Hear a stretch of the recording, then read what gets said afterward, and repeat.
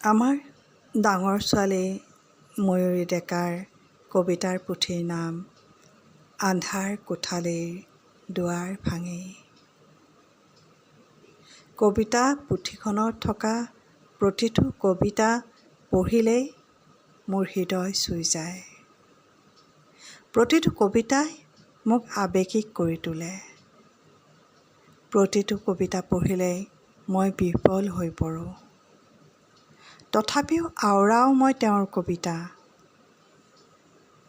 আন্ধাৰ কোঠালীৰ দুৱাৰ ভাঙি কবিতা পুথিখনৰ পৰাই আজি এটা কবিতা পাঠ কৰিবলৈ লৈছোঁ।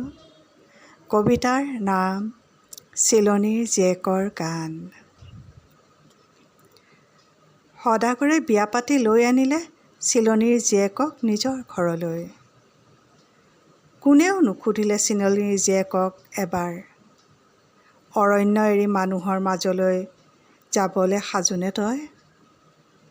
চিলনীয়েও নুসুধিলে জীয়েকক এবাৰো, আই থাকিবি কেনেকৈ ইমান দূৰৈত তোৰ আইৰক এৰি? এবাৰো নুসুধিলে আই থাকিবি কেনেকৈ তই অৰণ্যৰ ৰাজকুঁৱৰীক এৰি?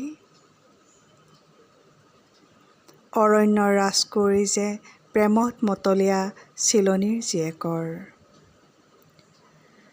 বনৰীয়া লতাতকৈও দীঘল চিলনীৰ জীয়েকৰ চুলি। নৈপৰীয়া কহুৱাতকৈও কোমল চিলনীৰ জীয়েকৰ বুকু। আহাৰৰ ডাৱৰৰ দৰে কজলা চিলনীৰ জীয়েকৰ চকু। আৰু চিলনীৰ জীয়েকৰ হাঁহি, বনৰ হৰিণে জঁপিয়াই নাচে চিলনীৰ জীয়েকৰ হাঁহিত। অৰণ্যৰ ৰাজকুঁৱৰীয়ে কবিতা লিখে প্ৰতিটো পুৱাই প্ৰতিটো নিয়ৰৰ টোপালত চিলনীৰ জীয়েকলৈ বুলি।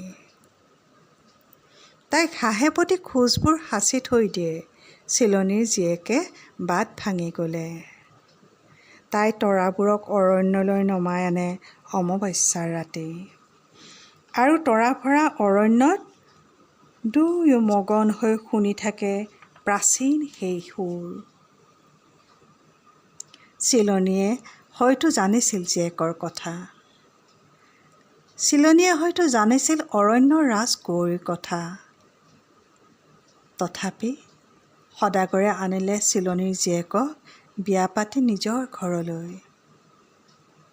এতিয়া চিলনীৰ জীয়েকে কলগছৰ আগত গোটেই দিনটো গাই থাকে।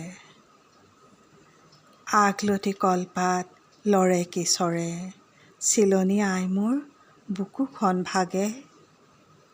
আগলতি কলপাত লৰে কি চৰে, চিলনী আই মোৰ কুঁৱৰীলৈ মনত পৰে। অৰণ্যৰ ৰাজকুঁৱৰীয়ে চাগে ৰৈ ৰৈ শুনে চিলনীৰ জীয়েকৰ গান। ধন্যবাদ।